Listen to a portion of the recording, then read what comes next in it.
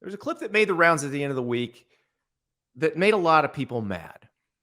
Also made a lot of people laugh, but it evoked strong emotion either way because it was a player who had chosen between two rival schools, and he was explaining why he picked the school he picked. So we'll let Jordan Hall, Georgia freshman defensive tackle, take it away on the Real Talk podcast with our guy Tate Ratledge and Zion Loeb. Yeah, let's talk about your recruitment. What was the turning factor that got you to the University of Georgia? Really, Florida talking about a lot of nothing.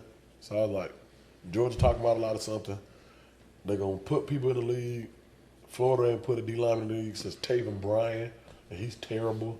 So, hey, I'm going to Georgia. That snicker from Tate Ratledge, Georgia's starting offensive guard, is podcaster for I Know This Is Going Viral. And boy, did it ever. And Jordan Hall took a lot of heat for what he said because, one, it wasn't entirely accurate.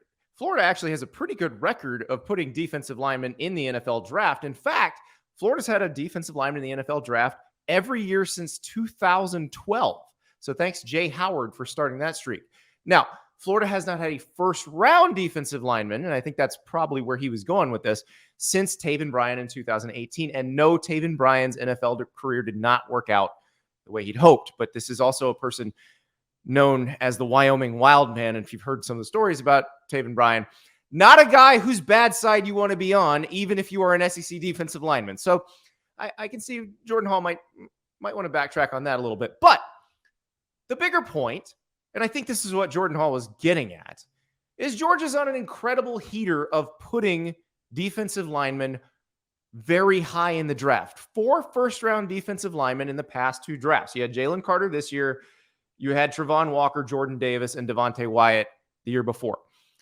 It's a pretty incredible run, especially when you consider Jermaine Johnson, who was at Georgia, left to go to Florida State to show he could be an every down player, was also a first rounder in the 2022 draft.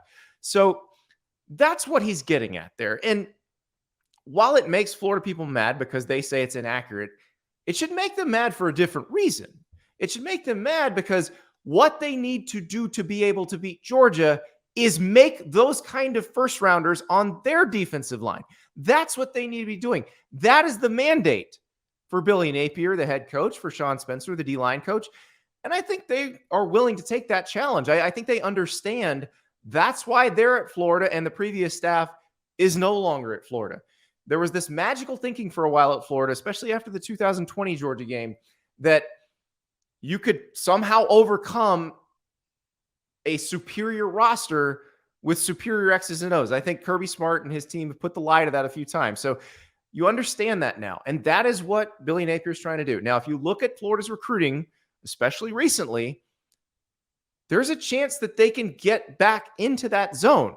But it will be hard. You will have to overcome stuff like this because Jordan Hall might not have been entirely factually correct, but his bigger picture point is something everyone can understand and something every recruit can understand. So Florida, make more first rounders on the D-line, and that person comes to you next time, potentially. And oh, by the way, when you play Georgia and Jacksonville, you probably do better against them too.